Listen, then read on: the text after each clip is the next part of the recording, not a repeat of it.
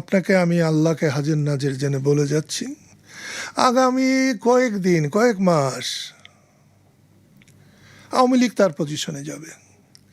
কিন্তু আওয়ামী লীগ যা করে, শেখ হাসিনার নেতৃত্বের আওয়ামী লীগ যা করে গদিচ্যুত হয়েছে, তা যদি করে আওয়ামী লীগ আবার ডুববে।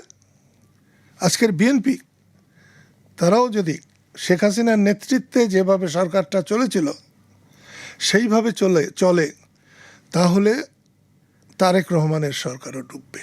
তা শুনতে হবে, মানুষকে বিশ্বাস করতে হবে এবং মানুষের বিশ্বাস অর্জন করতে হবে।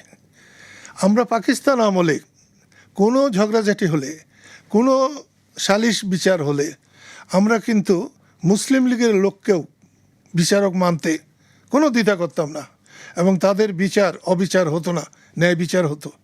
কিন্তু আজকে আওয়ামী লীগ কোনো গোলমাল হলে বিএনপির কোনো লোককে বিচারক মেনে সেই অনুষ্ঠান হতে দেবে না, বা আওয়ামী লীগের কোনো নেতাকে বিচারক মেনে সেটা মেনে নেবে না। আর সেই আওয়ামী লীগের এবং বিএনপির যে নেতাই এই বিচারক হবেন তিনি সুষ্ঠু বিচার করবেন না বা করতে পারবেন না, বা সেই বোধ তার অন্তরে নেই।